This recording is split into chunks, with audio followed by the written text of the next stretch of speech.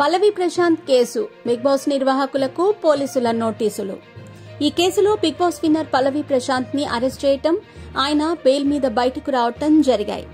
పల్లవి ప్రశాంత్ కేసులో Hyderabad Jubilee hills పోలీసులు దర్యాప్తు ముమ్మరం చేశారు. ప్రభుత్వ ఆస్తులు ధ్వంసం చేయటాన్ని సీరియస్ గా తీసుకున్న పోలీసులు ఆకతాయిల పని పడుతున్నారు. ఇప్పటికే ఈ కేసులో బిగ్ బాస్ విన్నర్ పల్లవి ప్రశాంత్ ని అరెస్ట్ చేయటం, ఆయన బెయిల్ మీద బయటకు రావటం జరిగాయి. తాజాగా జూబ్లీ హిల్స్ పోలీసులు మరో అడుగు ముందుకేశారు. ఏకంగా బిగ్ బాస్ నిర్వాహకులకు పోలీసులు నోటీసులు జారీ చేశారు. బిగ్ బాస్ ఫైనల్ అనంతరం జరిగిన అల్లర్లపై వివరణ ఇవ్వాలని పోలీసులు బిగ్ బాస్ నిర్వాహకులకు నోటీసుల్లో తెలిపారు. ఫైనల్స్ తర్వాత జరిగిన గొడవలు, బస్సులపై దాడులు, ఇతర ఘటనలపై సమాధానమివ్వాలని నోటీసుల్లో ఆదేశించారు. బిగ్ బాస్ ఫైనల్స్ సందర్భంగా జరిగిన ఘటనలకు సంబంధించి ఇప్పటికే విన్నర్ ప్రశాంత్ సహా పలువురిపై కేసులు నమోదయ్యాయి.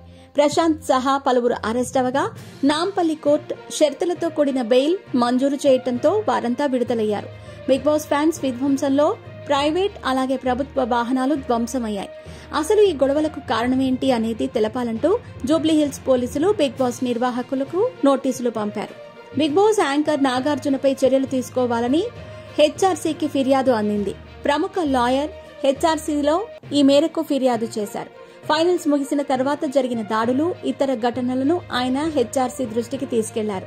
బిగ్ బాస్ 7 ఫైనల్ తర్వాత జరిగిన అల్లర్లకు సంబంధించి పోలీసులు ఇప్పటికే 24 మందికి పైగా అరెస్ట్ చేశారు. మరికొందరిని కూడా పోలీసులు అరెస్ట్ చేయనున్నట్లు సమాచారం.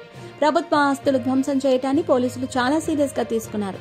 వీడియో, సీసీటీవీ ఫుటేజ్ ఆధారంగా పోలీసులు నిందితులను అదుపులోకి తీసుకుంటున్నారు. భవిష్యత్తులో ఇలాంటి ఘటనలు రిపీట్ అవ్వకుండా పోలీసులు కఠిన చర్యలకు పూనుకున్నారు.